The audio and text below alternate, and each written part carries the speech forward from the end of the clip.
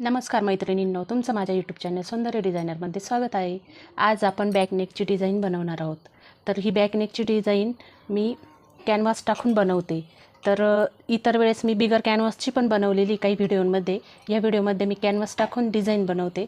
तर आपण हा काठपदर साडीचा ब्लाऊज पीस नाही आहे, तुम्ही बघू शकता. पूर्ण एकच डिझाईनचा ब्लाऊज आहे. तर यावरती मी डिझाईन बनवते बॅकनेकची. व्हिडिओ स्किप न करता पूर्ण बघा, जेणेकरून तुम्हाला स्टेप बाय स्टेप मी कशी डिझाईन टाकली ती कळेल आणि स्टिच कशी केली ती पण कळेल. तर मी कॅनव्हासवरती कटिंग करून घेते आहे.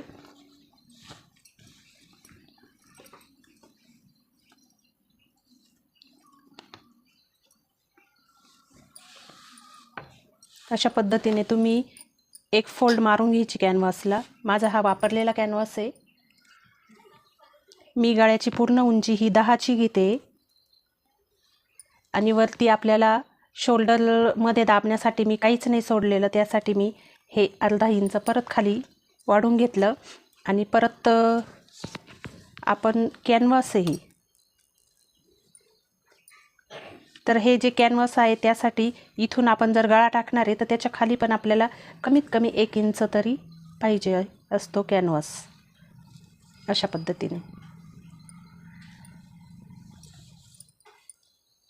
आणि इकडे गळ्याच्या ठिकाणी मी 2 इंचावरती मार्किंग करते. ही मार्किंग आपण जोडून घ्यायची आहे. मी ही कट करून टाकते हा बाकीचा कॅनव्हास.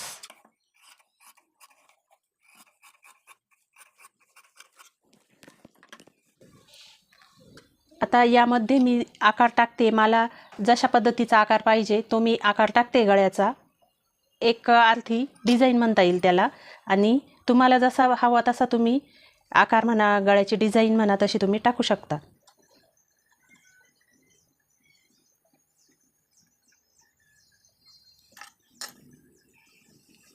अशा पद्धतीने मला गळ्याची डिझाईन बनवायची.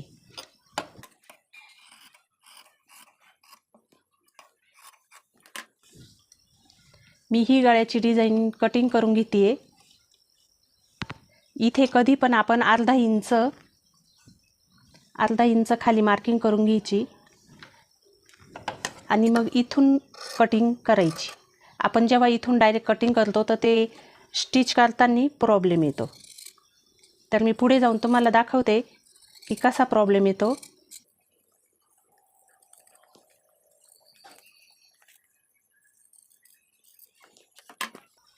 माझा गळा कटिंग करून झालेला आहे कॅनव्हासचा. मी तो ओपन केला. अशा पद्धतीने ओपन केला तर ही जर कटिंग आपण करून टाकली आहे मधल्या पोर्शनची तर हा गळा स्टिच करताना असा फाकतो. आपल्याला हे इथलं अंतर किती घ्यायचं आहे त्यानुसार आपण स्टिच नाही होत. हे जर जास्त असं लांब जर गेलं तर मग शोल्डर उतरणे वगैरे प्रॉब्लेम येतो. त्यासाठी इथे अर्धा इंचाची कॅनव्हासची पट्टी तशीच ठेवायची आणि नंतर आपण जेव्हा स्टिच करतो नंतर कट करून टाकायची.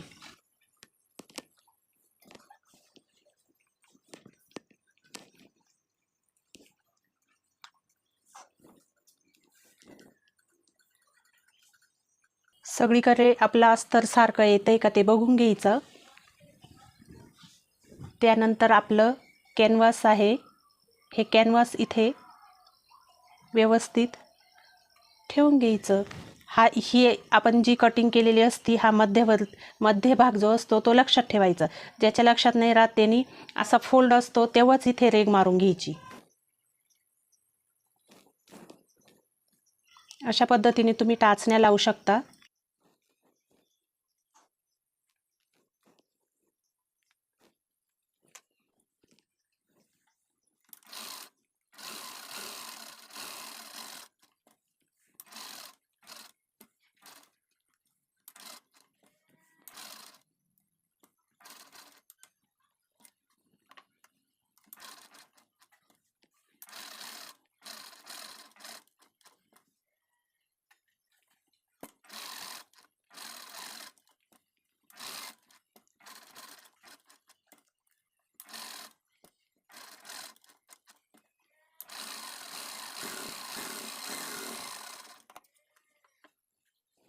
अशा पद्धतीने माझ्या गळ्याला टिपा मारून झालेल्या आहे. आपण जेव्हा ही टीप टाकतो इथे ही टीप टाकायला काहीच अडचण येत नाही. ही आणि ही जेव्हा आपण ह्या राऊंडवरती असे छोटे छोटे जेव्हा आपल्याला मशीन जास्त फिरवायला लागतं त्यावेळेस तुम्ही टीप ही कमी करून घ्यायची, जेणेकरून तिचे टाके जवळजवळ पडतात मशीनचे, तेव्हा आपल्याला कपडा फिरवायला सोपं जातं. अशा पद्धतीने इथे टीप कमी करून घेतली मी आणि नंतर इथे आणि इथे टीप मी वाढवलेली होती. अशा पद्धतीने टीप टाकत जा. कटिंग करताना आपल्या टिपापासून कमीत कमी 2 रेषा इतका आपण अंतर ठेवून कपडा कटिंग करून घ्यायचा.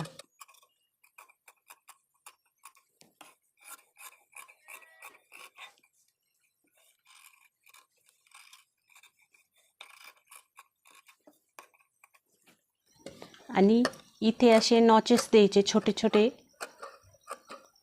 काळजी घ्यायची की टीप कट नाही होणार. हळूहळू आपण असे कट टाकायचे छोटे छोटे. आपल्याला गळा पलटी मारायला मदत होते.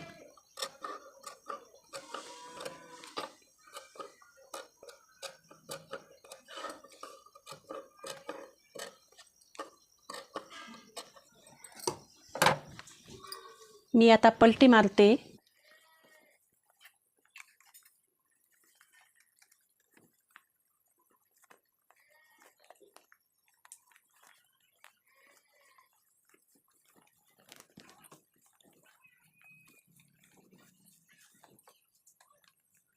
अशा पद्धतीने गळा पलटी करून घ्यायचा.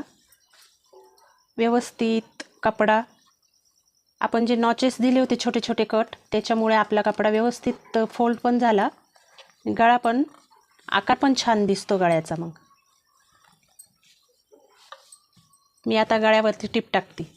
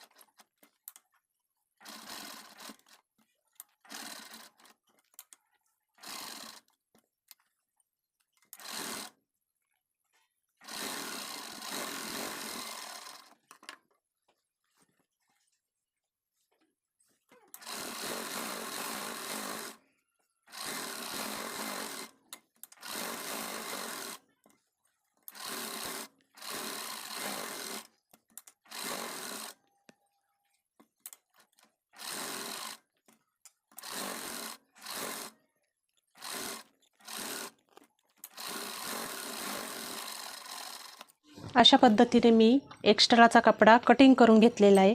पूर्ण टीप टाकली. मी इथे आता मागच्या साईडला आपले टक्स टाकून घेते.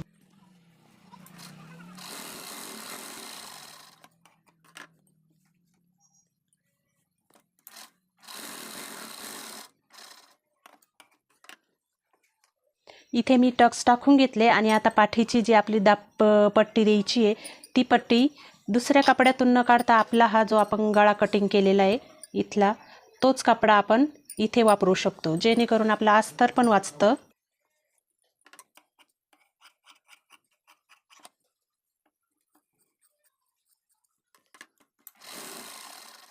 इथे मध्यभागी कट करून आणि इथे एक टीप टाकली की आपलं पूर्ण पट्टीसाठी कपडा तयार होतो. आणि इथे पण आपण अशी एक दाब टीप देतो आणि मग इथे जोडतो. तर तसं न करता डायरेक्ट असं फोल्ड टाकायचं इकडच्या साईडनी.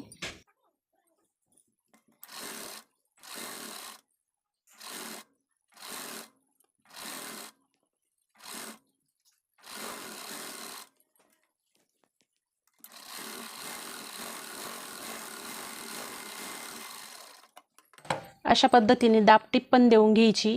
आणि त्यानंतर इथे आपण अशी जी टीप टाकतो इथे ती टीप न टाकता फक्त असं प्रेस करून घ्यायचं. प्रेस केलेलं असलं की असं फोल्ड मारायचं. तो कपडा आपण असा फोल्ड केला की ती आपण जे प्रेस केलेलं असतं ते तसंच राहतो तो कपडा. आणि मग त्यावरतीच टिप टाकायची. आपली इथली टिप टाकायचा दोरा वाचतो.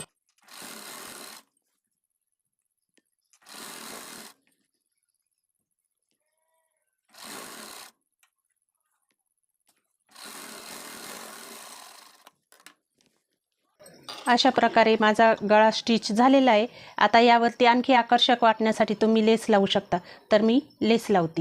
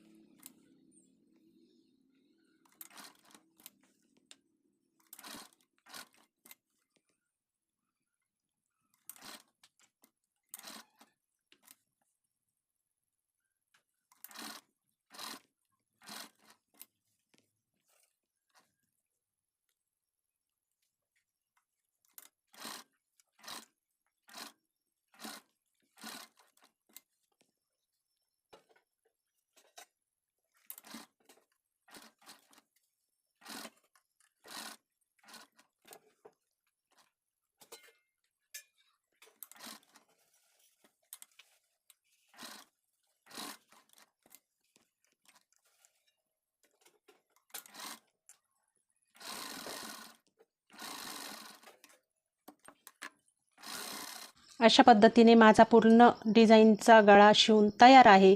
त्याला मी लेस पण लावलेली आहे.